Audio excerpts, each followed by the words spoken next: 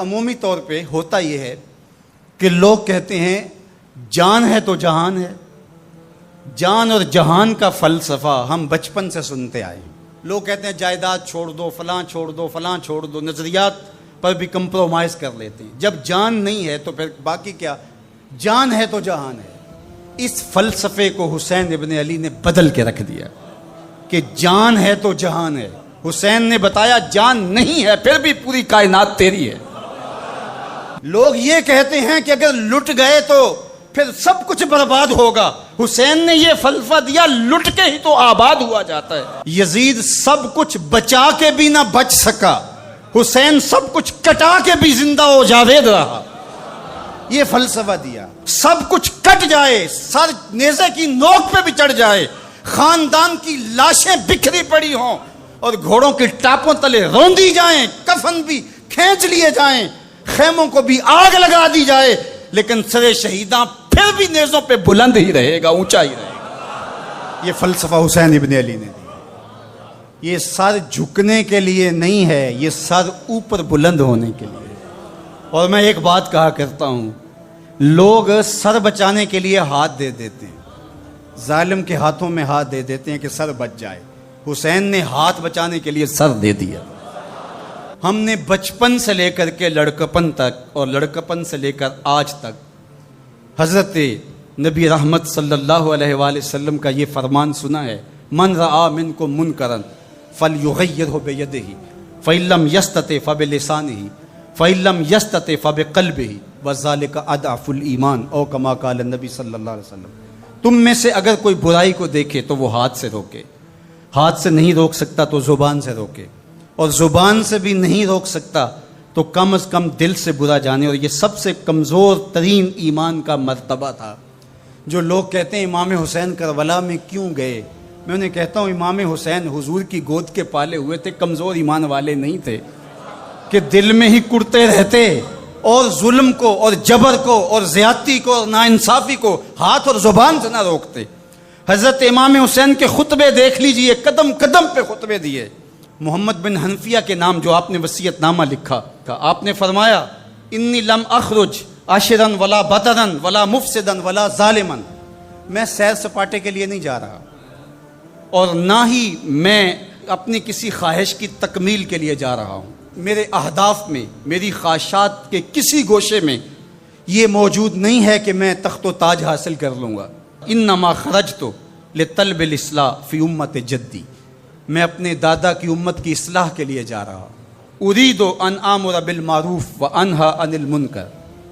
میں امر بالمعروف اور نہی عن المنکر کے جذبوں سے مالا مال ہو کے میں اس سفر کو اختیار کر رہا ہوں.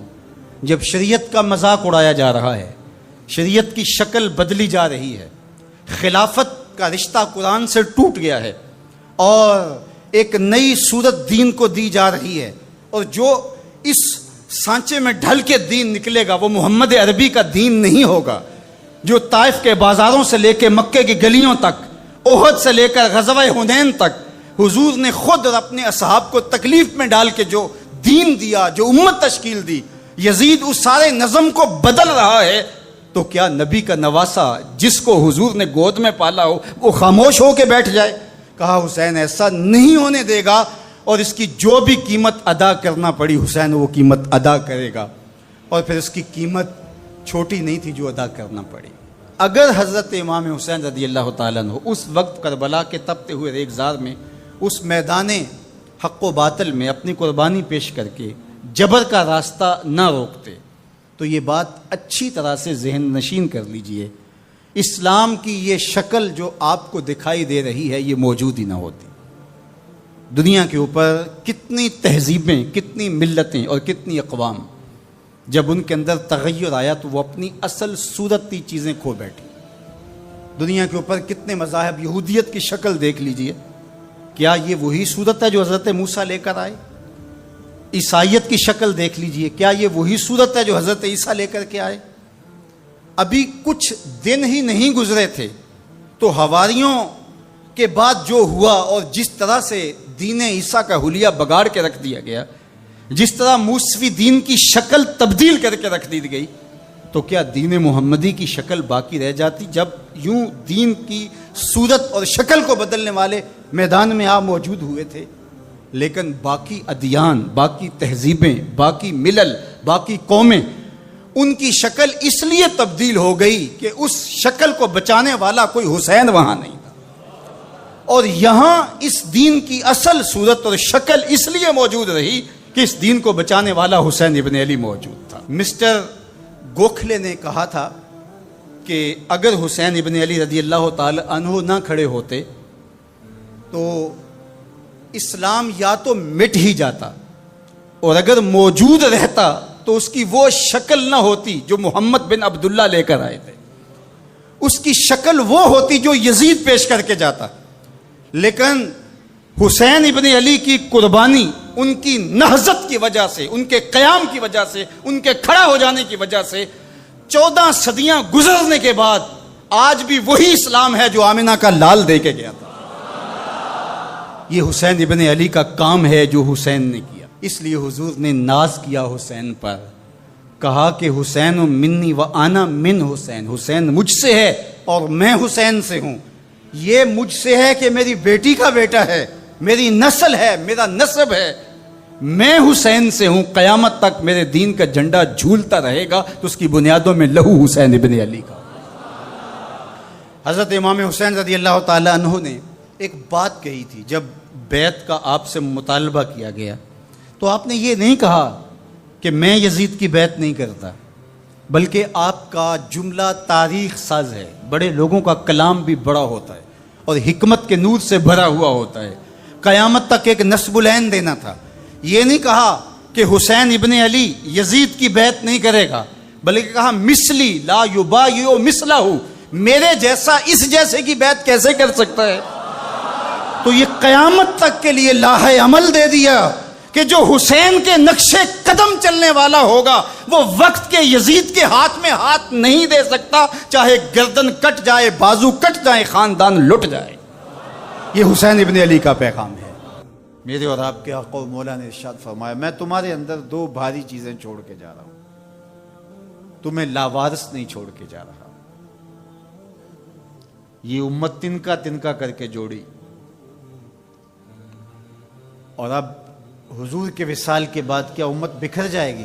کہا نہیں، ایسا نہیں ہے۔ انا تارکن فیکم الثقلین، میں تمہارے اندر 2 بھاری اور وزنی چیزیں چھوڑ کے جا رہا ہوں، جن چیزوں کو میرے حضور علیہ السلام بھی وزنی کہیں، وہ کتنی وزنی ہوں گی؟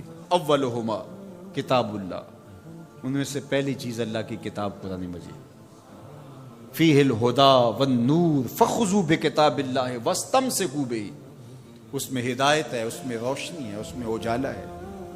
فخذوا بکتاب اللہ، اللہ کی کتاب کو پکڑ لو، واستمسکوا، اور اس سے تمسک اختیار کر لو، مضبوطی سے چمٹ جاؤ اس کے ساتھ، تم نہیں گمراہ ہوگے اگر تم قرآن سے جڑے رہے۔ پھر ارشاد فرمایا وَإِتْرَتِي أَهْلُ بَيْتِي، اور میں اپنے اہل بیت کی صورت میں تمہیں دوسری بھاری چیز دے کے جا رہا ہوں، اور نصیحت کرتے ہوئے فرمایا اذکرکم اللہ فی اہل بیتی، اذکرکم اللہ فی اہل بیتی، اذکرکم اللہ فی اہل بیت، میں اپنے اہل بیت کے بارے تمہیں اللہ سے ڈراتا ہوں۔ 1 بار نہیں، 2 بار نہیں، 3 بار فرمایا۔ پہلے ان 2 کو الگ کر کے مخصوص کیا، یہ کافی تھا، ان کو بھاری کہا، اس سے اہمیت کو 4 چاند لگ گئے، اور پھر اذکرکم اللہ، اذکرکم اللہ، اذکرکم اللہ، 1 مرتبہ کہہ دینا کافی تھا، یہ تیسری اہمیت تھی، لیکن 3 مرتبہ کہہ کے کس احتیاط کے مرتبے پہ رکھا اہل بیت کو کہ کہیں تمہاری زبان معمولی سی لغزش بھی نہ کھا جائے، دیکھنا کہ میری اطرت کون ہے، ان کو نسبت کس سے ہے، ان 2 کے دامن کو مضبوطی سے پکڑ لو، میں محمد ضمانت دیتا ہوں کہ تم کبھی بھی گمراہ نہیں ہو، لن تدلوا بعدی ابدا، تم کبھی بھی گمراہ نہیں ہو سکتے۔ میرے تو حضور نے ضمانت دی تھی کہ تم کبھی بھی گمراہ نہیں ہوگے، اور یہ امت 72-73 فرقوں میں بٹ گئی۔ حضور نے تو کہا تھا تم کبھی بھی گمراہ نہیں ہوگے، تو یہ 72 اور 73 فرقوں میں کیسے بٹ گئے؟ تو حضور نے ضمانت اس شرط پہ دی تھی کہ ان 2 چیزوں کو مضبوطی سے تھام لو، تم کبھی بھی گمراہ نہیں ہوگے۔ تو گمراہی اس لیے ہوئی، کسی نے قرآن کو چھوڑا، کسی نے اہل بیت کے دامن کو چھوڑا، کسی نے قرآن پکڑ کے دہائی دی لیکن اہل بیت کا بغض سینے میں پلتا رہا، اور کسی نے اہل بیت کے نام کا جھنڈا تو اٹھایا لیکن قرآن کو چھوڑ دیا، قرآن کو ترک کر دیا، اس کے پارے بھی پورے نہ مانے، گمراہ ہو گیا۔ اسے مبارک ہو جس کے ایک ہاتھ میں قرآن ہے، ایک ہاتھ میں اہل بیت نبوت کا دامن ہے۔ دونوں کو مضبوطی سے تھام لو گے کبھی بھی گمراہ نہیں ہو۔ قرآن تھیوری ہے اسلام کی اور اہل بیت نبوت پریکٹیکل ہے، عملی مشق ہے۔ دوسری بات ارشاد فرمائی، میرے اہل بیت کی مثال حضرت نوح علیہ السلام کی کشتی کی طرح ہے، جو اس پہ سوار ہو گیا نجات پا گیا، جو پیچھے رہ گیا غرق ہو گیا۔ یہ نکلتا ہوا فتنوں کا پانی، گھروں سے فتنے، باہر سے فتنے، ممبر و محراب سے فتنے، سوشل میڈیا سے فتنے، الیکٹرانک میڈیا سے فتنے، درسگاہوں سے فتنے، دانشگاہوں سے فتنے، فتنے ہی فتنے نمودار ہو رہے ہوں گے۔ فتنوں کے سیلاب میں تمہارا ایمان، تمہارا دین، سب کچھ بہہ جائے گا، بچے گا وہی جو سفینہ آل مصطفیٰ میں بیٹھے گا۔ میری آل کی مثال حضرت نوح علیہ السلام کی کشتی کی ہے۔ اب کنارے لگنے کا راستہ، کشتی میں تو بیٹھ گئے لیکن جانا کدھر ہے، ساحل کدھر ہے؟ تو کہا اصحابی کالنجوم فبأیہم اقتدیتم اہتدیتم، میرے صحابہ کی مثال ستاروں کی ہے، جس کے پیچھے لگو گے منزل مراد پا جاؤ گے، ساحل مراد تک پہنچو گے۔ کشتی میں بیٹھ گئے ہو، سلامتی ہے، نظر ستاروں پہ رکھو۔ جو ستاروں پہ نظر تو رکھتا ہے لیکن کشتی پہ نہیں بیٹھتا، اپنے بازوؤں پہ اعتماد کرتا ہے، مجھے نہیں ضرورت، تو وہ کتنی دیر اس سیلاب میں تیرے گا؟ کسی تیز تھپیڑے کی نظر ہو جائے گا، جاں گواہ بیٹھے گا، ایمان گواہ بیٹھے گا۔ اور جو کشتی میں تو بیٹھ جاتا ہے، کہتا مجھے ستاروں کی ضرورت نہیں ہے، تو وہ گھومتا رہے گا ان تھپیڑوں اور ان بھنوروں کے اندر، منزل مراد اس کو نصیب نہیں ہوگی۔ تمہیں مبارک ہو، تم اہل بیت کی محبت کی کشتی میں بیٹھے ہو، نظر ابو بکر و عمر پہ ہے، نگاہیں عثمان و علی پہ ہیں، نظریں اصحاب رسول پہ ہیں۔ یہ میری اور آپ کی خوش بختی، ہمیں صحابہ کا نام بھی ٹھنڈ پہنچاتا ہے، اور ہمیں حضرت امام حسین کا ذکر بھی تسکین دیتا ہے۔ جب نام حسین آتا ہے تو کربلا کا غم تازہ ہونے لگتا ہے، اور جب حضرت عمر رضی اللہ تعالیٰ عنہ اور صدیق اکبر کا نام آتا ہے، سینہ چوڑا ہو جاتا ہے کہ ہم ان کے غلام ہیں۔ مولا کائنات سیدنا علی المرتضیٰ کی بات آتی ہے، روحیں سرشار ہو جاتی ہیں۔ وہ علی جن کے چہرے کو دیکھنا بھی نیکی ہے، ان کا نام بھی تسکین قلب کا ذریعہ ہے۔ تو اصحاب اور اہل بیت یہ کوئی منافات نہیں ہے، مشکات نبوت کی دو کرنیں ہیں، سینہ محمد سے پھوٹتی ہوئی ضیائیں ہیں، حضور علیہ الصلوۃ والسلام کے فیضان کے دو رنگ ہیں، گلشن محمدی کے کھلے ہوئے دو پھول ہیں۔ تو ہم صحابہ کی عظمت کو بھی سلام کرتے ہیں، اہل بیت کی عظمت کو بھی سلام کرتے ہیں۔ یہ بد نصیب دن، پاکستان بنے ہوئے 73 برس بیت گئے، یہ ہمیں اس مرتبہ دیکھنا پڑا کہ صحابہ کو بازاروں میں گالیاں دی گئی، استغفر اللہ۔ حضرت ابو بکر صدیق رضی اللہ تعالی عنہ سے لے کے حضرت امیر معاویہ رضی اللہ تعالی عنہ تک حضور کا ہر صحابی عظمتوں کا مینار ہے، رفعتوں کا بام عروج ہے، اور ان کی تعظیم اور ان کی تکریم ہماری زندگی کا حصہ ہے۔ یار صحابی تو وہ ہے جس نے حضور کی صحبت پائی اور ایمان کی دولت سے مالا مال ہوا، وہ مٹی جو حضور کے نالین سے جڑی ہے وہ بھی ہماری آنکھوں کا سرما ہے۔ تو بات چل رہی تھی کہ یہ دین ادب کا دین ہے، لیکن بد قسمتی سے یہ باہر سے جو شرارتیں ہو رہی ہیں وہ تو ہو ہی رہی ہیں، لیکن ان دنوں میں جس پہ بات کی جا رہی ہے یہ تو کلمہ گو لوگوں کی کہانی ہے۔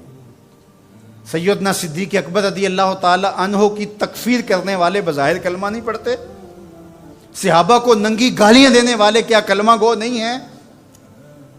اور منبر پہ بیٹھ کے ایک طرف اسی اسلام آباد کے اندر حضرت سیدنا صدیق اکبر رضی اللہ تعالی عنہ کی تکفیر کی گئی، دوسری طرف اسی اسلام آباد کے اندر یزید کو حضرت یزید امیر المومنین کہا گیا، اس کے قصیدے پڑھے گئے۔ یہ نہیں دنوں میں ہوا، یہ دو انتہائیں ہیں۔ میں آپ کو پھر مبارک دیتا ہوں، میں آپ کو 1000 بار مبارک دیتا ہوں، میں آپ کو 1,00,000 بار مبارک دیتا ہوں، میں آپ کو کروڑوں مرتبہ مبارک دیتا ہوں۔ تمہارے ایک ہاتھ میں قرآن ہے، دوسرے ہاتھ میں اہل بیت رسول کا دامن ہے۔ تمہاری ایک آنکھ صحابہ ہیں، دوسری آنکھ اہل بیت ہیں۔ تمہارا سینہ ابو بکر صدیق کے نام سے بھی ٹھنڈا ہوتا ہے، مولا کائنات سیدنا علی المرتضیٰ کے نام سے بھی ٹھنڈا۔ حضرت سیدنا علی المرتضیٰ فرماتے ہیں حضور نے میرے بارے میں فرمایا، مسند احمد میں روایت ہے، مشکات میں ہے، نہج البلاغہ میں ہے۔ اگر کوئی مسند احمد اور مشکات کو نہیں مانتا تو وہ نہج البلاغہ کو مانتا ہے، اور اگر کسی کو وہاں تحفظات ہیں تو وہ یہاں حدیث موجود ہے۔ ان سب کتابوں میں، طرفین کی کتابوں میں یہ حدیثیں موجود ہیں۔ حضرت علی خود روایت کرتے ہیں حضور نے میرے بارے میں کہا تیری مثال حضرت عیسیٰ کی ہے۔ یہود نے ان پر تہمت لگائی، ان کی ماں پر تہمت لگائی اور ان کے قتل کے درپے ہوئے، ان سے بغض رکھا، اور عیسائیوں نے، نصارہ نے اتنا مانا کہ ان کو ابن اللہ کہہ دیا، اللہ کا بیٹا قرار دے دیا۔ اقانیم ثلاثہ میں سے ایک اقنوم کہا الوہیت مکمل ہی نہیں ہوتی جب تک یہ جز شامل نہیں ہوتا۔ تو کہا ایک بغض رکھ کے برباد ہوئے اور ایک مبالغہ کر کے برباد ہوئے۔ حضرت علی المرتضیٰ نے فرمایا کہ میرے بارے میرے آقا نے فرمایا یہلک فی رجلان محب مفرط و مبغض۔ علی تیرے معاملے میں آ کے 2 لوگ برباد ہوں گے، ایک محبت کر کے برباد ہوں گے، ایک بغض رکھ کے برباد ہوں گے۔ یہ ترازو ہے، اس پہ آپ اپنے آپ کو تول سکتے ہیں۔ کہیں حضرت علی کا نام دل میں کوئی رنجش، کوئی بے چینی، کوئی اضطراب پیدا تو نہیں کرتا؟ اور کہیں حضرت علی کی محبت صحابہ کے بغض کی نشأت کا ذریعہ تو نہیں ہے؟ حضرت علی کا نام لیں تو باقی اچھے ہی نہ لگیں، اور اگر آپ ترازو کے دونوں پلڑے دیکھتے ہیں ٹھیک ٹھیک تول رہے ہیں۔ کسی نے ذکر حسن حسین کا کیا تو روح سرشار ہو گئی، سیدہ فاطمہ الزہرا کا ذکر ہوا آنکھیں ادب سے جھک گئیں، حضرت ابو بکر کا نام آیا تو دل عقیدت سے جھک گیا۔ تو جب ہم یہ اپنی کیفیت دیکھیں گے تو اللہ کا 1000 بار نہیں کروڑوں بار شکر ادا کریں گے۔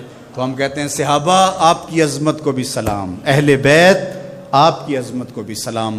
حضور کے ایک صحابی ہیں جن کا نام ہے اصلاح بن شریک رضی اللہ تعالیٰ عنہ۔ ڈیوٹی کیا تھی، ذمہ داری کیا تھی؟ حضور کی سواری کا کجاوا کسا کرتے تھے۔ جب بھی سفر ہوتا یہ ساتھ چلتے، پڑاؤ ہوتا تو کجاوا کھول دیتے، پھر کوچ کرنا ہوتا تو کجاوا کس دیتے۔ ایک سفر پہ حضور کے ساتھ تھے، رات پڑاؤ کیا، انہیں غسل کی حاجت ہو گئی۔ پانی اتنا ٹھنڈا تھا کہ اگر یہ اس پانی سے غسل کرتے تو بیمار پڑ جانے کا خوف غالب تھا۔ تو یہ کہیں سے لکڑیاں جمع کر کے لاتے ہیں کہ پانی گرم کروں اور غسل کروں۔ ادھر کوچ کا وقت آ گیا تو انہوں نے جلدی سے ایک انصاری صحابی سے کہا کہ حضور کی سواری کا وہ کجاوا پڑا ہے، اس کو یوں کس دو۔ یہ گئے، کجاوا اٹھایا اور کس دیا، اور حضور بیٹھے اور تشریف فرما ہوئے اور قافلہ کوچ کر گیا۔ یہ پیچھے سے غسل کر کے تسلی سے اور پھر سواری لی اور جلدی جلدی یہ بھی دوڑاتے ہوئے قافلے کے ساتھ شامل ہو گئے۔ اور جو ہی ان کی سواری حضور کی سواری کے قریب آئی تو آقا کریم نے دیکھا اصلہ بن شریک ہے اور مسکرائے اور کہا اصلہ آج کجاوا بدلا بدلا سا لگتا ہے، تمہارے ہاتھ کا کسا ہوا نہیں لگتا۔ آج اس کی حضور میں نے کسا بھی نہیں ہے، یہ تو فلاں انصاری نے کسا ہے۔ تو میرے حضور نے فرمایا تم نے کیوں نہیں کسا؟ تو سنو ذرا ان کے لفظ، تمہاری روح وجد کرے گے، لوگ سمجھے ہی نہیں دین کیا ہے، ذرا رنگ دیکھو ادب کا۔ حضور نے فرمایا اصلاح آج کجاوا بدلا بدلا سا لگتا ہے۔ عرض کی حضور میں نے کسا بھی نہیں، یہ تو فلاں انصاری نے کسا ہے۔ تو کہا تم نے کیوں نہیں کسا؟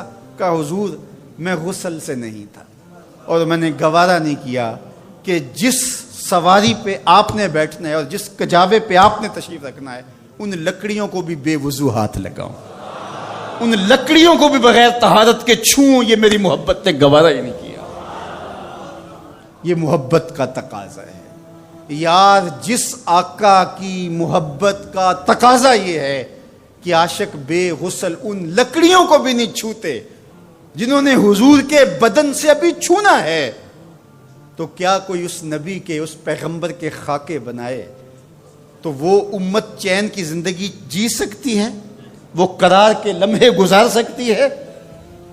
تو کیا ہمارا صرف اتنا ہی فرض ہے کہ ہم فیس بک پہ احتجاج کر دیں؟ اگرچہ یہ بھی محبتوں کا ایک رنگ ہے، اور اس کے بعد ہم ٹھنڈے ہو کے بیٹھ جائیں اور وہ ہر 5 سال کے بعد، ہر 3 سال کے بعد، ہر 2 سال کے بعد یہ حرکت کریں، اور ہمیں پتا ہے کہ آج کی ہے اور 3 سال بعد پھر انہوں نے کرنی ہے، تو ہم بس اس پہ کفایت کریں اور کافی ہو جائے؟ نہیں، ہمیں دین اسلام کو غالب کرنے کے لیے آخری سانس تک جنگ کرنی ہوگی۔ یہ کبھی بھی ختم نہیں ہوگا جب تک دین اور اسلام اور حق اور حقانیت غالب نہیں ہوگی، اور اس کے لیے ہر شخص جس شعبے میں ہے خلوص کے ساتھ، وہ عالم دین ہے، وہ منبر و محراب کی ذمہ داریوں کو نبھا رہا ہے، وہ تدریس کی مسند پہ بیٹھا ہے، وہ ملک کی معیشت کی ذمہ داری لیے ہوئے ہے، اور سلطنت کے ذمہ دار لوگ ہیں، جو جہاں بھی بیٹھا ہے اس کو چاہیے کہ اپنی زندگی کی ایک ایک سانس لگا دے، اپنی ساری صلاحیتوں کو صرف کر دے، جتنی جلدی ہو سکے اسلام غالب ہو۔ اسلام غالب ہوگا تو کسی کو ٹیڑھی نظر سے دیکھنے کی ہمت بھی نہیں ہوگی، کوئی جرأت بھی نہیں کر سکے گا۔ جب ہم کمزور ہوں گے تو ہمارے ساتھ یہ ہوتا رہے گا۔ تو آئیے میں اور آپ یہ عزم کریں کہ اپنی ساری زندگی رسول اللہ کے نام لگائیں گے، جئیں گے تو حضور کے لیے، مریں گے تو حضور کے لیے، اور آخری سانس تک حضور کے وفادار رہیں گے۔ اپنی زندگی کا ایک ایک گوشہ حضور کے نام لگا دیں۔ اس کے لیے جہاں جہاں ضرورت تو ہمیں ہر جگہ موجود ہونا چاہیے، لیکن اس کا دیرپا مستقل حل کیا ہے کہ اسلام کا غلبہ ہو، اور ہم اپنی ذمہ داریاں ہی اپنے دائرے میں رہ کر کے جو ہمارے سپرد ہے وہ بھی ادا نہ کر رہے ہوں اور وہاں خیانت کر رہے ہوں، تو کس طرح ہم دنیا کے بپھرتے ہوئے ان طوفانوں کا مقابلہ کر سکیں گے اور ان مصیبتوں کو روک سکیں گے، ان سیلابوں کے آگے بند باندھ سکیں گے؟ تو اپنے حصے کا کام ضرور کیجئے، اور دن رات اللہ اس کے رسول کے دین کے لیے لگائیے، اپنی نسلوں کو تیار کیے حضور کی نوکری کے لیے، حضور کے دین کے لیے۔ صحابہ سے ایک دن حضور نے فرمایا طوبی لمن رآنی وآمن بی، کہ اس شخص کو مبارک ہو جس نے مجھے دیکھا اور میرے اوپر ایمان لایا۔ کتنا خوش قسمت ہے جس نے مجھے دیکھا اور میرے اوپر ایمان لایا۔ تو صحابہ بہت خوش ہوئے، لیکن حضور نے پھر دوسری بات فرمائی وَطُوبَى 7 مرات مَن لَّمْ يَرَانِي وَآمَنَ بِي، اور اس کو 7 مبارکیں ہوں جس نے مجھے نہیں دیکھا پھر بھی ایمان لایا۔ کہا اس کو 7 مبارکیں۔ یار چاند سامنے ٹکڑے ہوتے ہوئے دیکھ کر ایمان لانا بڑی بات ہے، اگرچہ ابو جہل پھر بھی نہیں مانا تھا، لیکن ایک چیز دیکھی نا، حضور کا چہرہ دیکھا، اور پتھروں سے چشمے پھوٹتے دیکھے، انگلیوں سے چشمے بہتے دیکھے، اور جو ہے وہ سورج کو پلٹتے دیکھا، درختوں کو سلامی دیتے ہوئے دیکھا، کھجوروں کو۔ کیا منظر تھا کہ ایک عرابی آیا اور کہنے لگا حضور میں تو آپ کو اللہ کا رسول تھا مانوں گا، یہ جو درخت پہ لٹکتی ہوئی کھجوروں کے خوشے ہیں یہ گواہی دیں کہ آپ اللہ کے رسول ہیں۔ اللہ اکبر۔ تو حضور نے خوشوں کی طرف اشارہ کیا تو وہ ٹوٹ کے حضور کے قدموں میں آ گیا، تو اس نے کلمہ پڑھنا شروع کر دیا۔ تو وہ کیسے منظر تھے؟ اقبال نے کہا نا خوشاب و وقت کے طیبہ مقام تھا ان کا، خوشاب و وقت کے دیدار عام تھا ان کا، وہ ایک وقت تھا۔ تو کہا طوبی لمن رآنی وآمن بی، اس شخص کو مبارک ہو جس نے مجھے دیکھا اور میرے اوپر ایمان لایا، اور فرمایا اس شخص کو 7 مبارکیں ہوں جس نے مجھے دیکھا بھی نہیں ہوگا لیکن پھر بھی میرے اوپر ایمان لائے گا۔ اللہ اکبر۔ وہ ہم تربوز لینے جاتے ہیں نا، جب ہم چھوٹے ہوتے تھے، اب تو کبھی لینے نہیں گئے، اس وقت 3 روپے 4 روپے کا ہوتا، یہ 3 روپے کا ہے۔ تو ہم کہتے اچھا اس کو وہ ٹکی وغیرہ لگا دیں، کہتے نہیں ٹکی لگا کے اگر لیں گے تو پھر 5 روپے کا ہوگا، ہمارے پہ یقین کریں گے تو لے جاؤ 3 روپے کا، لیکن جب ہم چیک کر کے دیں گے تو پھر قیمت اس کی زیادہ ہوگی۔ تو دیکھ کر کہا کہ اس کی قیمت یہ ہے، اور جو صدیوں بعد میں آئیں گے دیکھا بھی نہیں ہوگا، تو تو کہا 7 مرات، ان کو 7 مبارکیں ہوں. تو یہ 7 مبارکیں حضور کی جانب سے وصول کیجئے اور خوشی کا اظہار کیجئے اور اپنی زندگی اسی خوشی میں تقوی کے نور سے مالا مال رکھیے.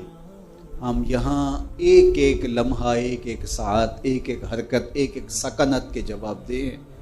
ثم لتسألن یومئذ عن النعیم. اس دن ایک ایک نعمت کے بارے میں ہم سے سوال ہونا ہے، پوچھا جانا ہے. اس لیے اپنے سارے معاملات کو مرتب رکھیں، منظم رکھیں تو اللہ ہمیں قلب کی طہارتیں، روح کی پاکیزگیاں، سوچوں کی عفتیں اور دامن کی پارسائیاں نصیب فرمائے. یہ مختصر زندگی اس کی یاد میں گزرے، اس کے ذکر میں گزرے، اس کی محبت میں گزرے. ہم جہاں کہیں بھی ہوں یہ خیال ہمارے ساتھ جڑا رہے کہ ہمارا مالک ہے اور ہم اس کی نگاہوں میں ہیں اور ہم اس کی نافرمانی نہیں کرنی. یہ خیال زندگی کو نہال کر دیتا ہے کہ میرا مالک ہے کوئی اور میں اس کا مطیع، فرما بردار اور اس کے حکم کا پابند ہوں، میں کیوں اس کو ناراض کروں. تو تقوی اسی احساس کا نام ہے کہ میرا مالک مجھ سے ناراض نہ ہو جائے. علماء نے بڑی خوبصورت بات یہاں لکھی کہ جو کہا گیا اتقوا اللہ، اللہ سے ڈرو، تو کہتے ہیں کہ یہ تو عجیب بات ہے کہ بندہ جس سے ڈرتا ہے اس سے نفرت بھی کرتا ہے.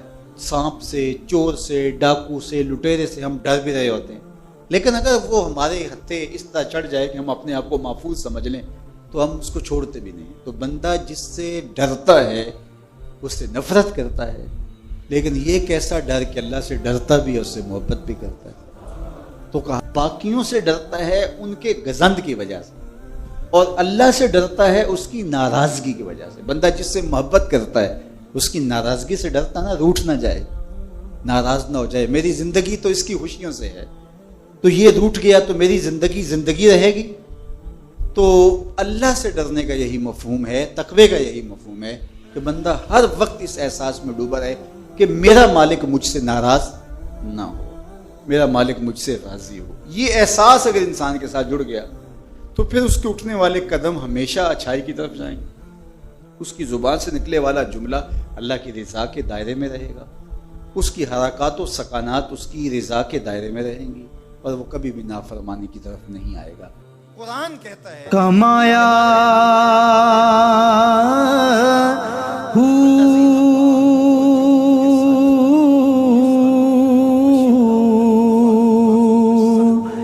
نام بھج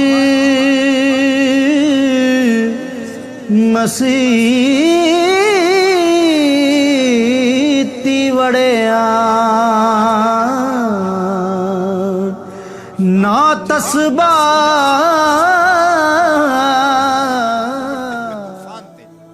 جس کے آگے کوئی ٹھہر نہیں سکتا تھا. بدر کی کہانیاں دیکھیں، صرف 2 گھوڑے، 6 زرہیں، 8 تلواریں، اور جن کے پاس تلوار نہیں تھی کھجور کے ڈنڈے توڑ لیے. یہ اللہ کے مجاہد تھے، چلے تھے جنگ کرنے کو. کیا جذبوں کی فراوانی تھی، کیا دل آویز کہانیاں ہیں ان کی عزتوں کی. کیسے کھڑے ہوئے، کس شان سے کھڑے ہوئے. تو قرآن تو یہ بتاتا ہے، سید کی کتب تو یہ بتاتی ہیں، رسول اللہ کے فرمان تو یہ بتاتے ہیں کہ کفار کو انہوں نے چیر کے رکھ دیا اور آگے بڑھے، اور کفار کے لیے سخت تھے لیکن آپس میں نرم تھے. اب عبداللہ ابن سبا کے متبعین کی گھڑی ہوئی لولی لنگڑی روایات یہ بتاتی ہیں کہ یہ آپس میں لڑ رہے تھے. تو مجھے بتائیں، ہمارے نظریے کے لیے جو دلیل چاہیے وہ قرآن اور حدیث سے لیں گے یا عبداللہ ابن سبا کے متبعین کی گھڑی ہوئی روایات سے لیں گے؟ تو قرآن تو یہ بتاتا ہے رحماء بینہم، یہ آپس میں نرم دل تھے. باقی ایک باشعور معاشرے کے اندر اختلاف رائے ہو جانا وہ ایک الگ بات ہے. وہ میرا آپ سے ہو سکتا ہے، آپ کا میرے سے ہو سکتا ہے. آپ جتنی دور سے چل کے آئے ہیں، محبتوں کے ساتھ آئے ہیں، ایک محبت لے کر آئے ہیں، لیکن میری کسی بات سے آپ کو اختلاف ہو جائے تو اس کا یہ مطلب تو نہیں کہ میں آپ کو اپنے مخالفین کی فہرست میں شامل کر دوں. تو یہ تو کوئی بات نہیں ہے. اہل رائے کے درمیان رائے کا اختلاف، باشعور لوگوں کے درمیان کسی چیز کا اختلاف، یہ امر آخر ہے. اختلاف آخر اور چیز ہے، مخالفت اور چیز ہے. رائے کا اختلاف اور چیز ہے، حسد، بغض، کینہ اور چیز ہے. تو قرآن نے جو بتایا ہے رحماء بینہم، یہ آپس میں نرم دل تھے، آپس میں بھی ان کی محبت تھی، اور اہل بیت کے ساتھ ان کا جو ربط و رشتہ تھا وہ عقیدت کا تھا، گہرا تھا، مضبوط تھا۔ یہ آپس میں ہر وقت جو تاریخی کہانیاں بتاتی ہیں کہ دستوں گریباں رہتے تھے، ایسا قطعاً نہیں ہے، بلکہ ان کی پیار کی کہانیاں ہیں۔ مسجد سے باہر نکلتے ہیں جناب ابو بکر رضی اللہ تعالیٰ عنہ اور مولا کائنات سیدنا علی المرتضیٰ رضی اللہ تعالیٰ عنہ، آگے امام حسن کھیل رہے ہیں، بچے تھے، تو حضرت ابو بکر اٹھا کے کندھوں پہ بٹھا لیتے ہیں، اللہ اکبر، کندھوں پہ بٹھا لیتے ہیں، اور حضرت علی سے مخاطب وہ کہتے ہیں یہ تیرے جیسا تو نہیں، یہ تو حضور جیسا ہے، اس کی شکل تو حضور سے ملتی ہے۔ تو مولا علی آگے سے مسکرا رہے ہیں، کہتے ہیں یہ شبیہ رسول ہے، علی یہ تیری شبیہ نہیں، یہ رسول اللہ کی شبیہ ہے۔ تو یہ محبت کی کہانیاں نہیں تو اور کیا ہیں؟ یہ الفت کا جہاں آباد نہیں ہے تو اور کیا ہے؟ ان کے دلوں کے اندر جو ایک دوسرے کے لیے محبتیں۔ ریاض النظرہ فی مناقب عشرہ مبشرہ میں یہ واقعہ لکھا ہے، حضرت سیدنا علی المرتضیٰ رضی اللہ تعالیٰ عنہ فرماتے ہیں حضرت عمر کا دور خلافت تھا، میں رات کو سویا تو خواب دیکھتا ہوں، خواب میں کیا دیکھا کہ مصلی پہ کھڑے ہیں مسجد نبوی میں حضور اور نماز پڑھا رہے ہیں۔ تو کہتے ہیں حضور نے دو مخصوص صورتیں پڑھی، پھر حضور نے سلام پھیرا، تو سلام جب حضور پھیرتے تھے تو بہت جلد رخ پلٹ کے صحابہ کی طرف کر لیتے، حضور جانتے تھے صحابہ میری زیارت کے لیے ترس گئے ہوں، چونکہ اتنے لمحے بھی کب گزرتے تھے۔ تو حضرت علی فرماتے میں نے خواب میں دیکھا کہ کوئی خاتون باکورہ لے کے کھجوروں کی شکل میں حضور کی خدمت میں حاضر۔ اب جو جتنے بھی نمازی تھے حضور نے ان کو بانٹنا شروع کر دیا، ایک ایک کھجور حضور نے سب کو عطا کی۔ تو کہتے ہیں کہ حضور نے مجھے بھی ایک کھجور عطا کی، جب میں نے اس کو کھایا تو اتنی لذیذ تھی کہ زندگی میں اتنا مزہ کبھی کھجور کا آیا نہیں تھا۔ حضور نے مجھے ایک دی، باقیوں کو بھی ایک ایک عطا کی۔ میرے دل میں تھا کہ حضور سے عرض کروں حضور مجھے ایک اور عطا کر دے، لیکن ادب حیا مانے رہا، میں آرزو رکھنے کے باوجود دوسری کھجور مانگ نہیں سکا۔ اسی اثنا میں میری آنکھ کھل گئی، آنکھ کھلی تو کھجور کا ذائقہ میرے منہ میں موجود تھا۔ مسجد نبوی میں ادھر اذان ہو رہی ہے، میں نے جلدی سے وضو کیا اور سنتیں پڑھی اور مسجد نبوی میں پہنچا تو حضرت عمر نماز پڑھا رہے تھے، اور جو صورتیں رات خواب میں حضور سے میں نے سنی تھی حضرت عمر بھی وہی تلاوت کر رہے تھے۔ مجھے لگا کہ رات والے خواب کی کوئی تعبیر تو نہیں ہے۔ خیر جب سلام پھرا تو حضور کے طریقے کے مطابق وہ بھی رخ پھیر کے صحابہ کی طرف بیٹھ گئے۔ میں نے دیکھا ایک طرف سے خاتون کھجوریں لے کر بھی آ گئی۔ اب مجھے پکا ہو گیا کہ خواب کی تعبیر ہی ملے۔ خیر حضرت عمر بانٹنے لگے تو مجھے بھی کھجور دی، میں نے وہ کھائی تو واقعی وہ بہت لذیذ تھی۔ حضور سے تو مانگ نہیں سکا تھا، ادب حیا مانے رہا تھا، لیکن جناب عمر سے تو دوستانہ تھا، ان سے میں نے بے تکلف کہہ دیا عمر ایک کھجور سے کام نہیں چلے گا، مجھے ایک اور۔ تو جناب عمر نے میری جانب مانا خیز نظروں سے دیکھا اور پھر مسکرا کے بولے حضور نے دی تھی کہ میں بھی دوں۔ ان کی تو آپس میں دوستیوں کا تعلق تھا، ان کی تو محبتوں کے رشتے تھے، اور ہم ان کو آپس میں کھڑا کیا ہوا ہے۔ تو قرآن کہتا ہے روحا ماؤ بینہم۔ آپ کے عقیدے کی بنیاد کیا ہونی چاہیے صحابہ اور اہل بیت کے بارے میں؟ قرآن کس نص سے؟ روحا ماؤ بینہم۔ روایت کوئی کتنی بھی بڑی کتاب میں کیوں نہ لکھی ہو، اس میں سکم ہو سکتا ہے، راوی جھوٹ بول سکتا ہے، لیکن قرآن کی تو قطعی بات ہے نا۔ اس لیے قرآن کہتا ہے روحا ماؤ بینہم۔ یہ تو آپس میں پیار کرنے والے تھے، یہ تو آپس میں محبت کرنے والے تھے، ان کا تو الفتوں کا رشتہ تھا، ایک دوسرے کے وزیر اور مشیر رہے ہیں، ایک دوسرے کے کاموں میں ان کی معاونت کرتے رہے ہیں۔ یہ تو محبت کے ربط اور رشتے رکھتے تھے، اور ایک دوسرے سے پیار کا رشتہ بڑا گوڑا تھا۔ اللہ ہمیں صحابہ اور اہل بیت کی چوکھٹ کا غلام کہ اے تن رب دا سچا حجرا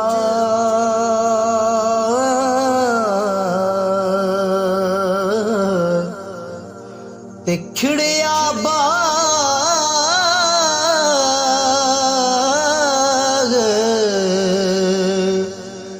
بہاراں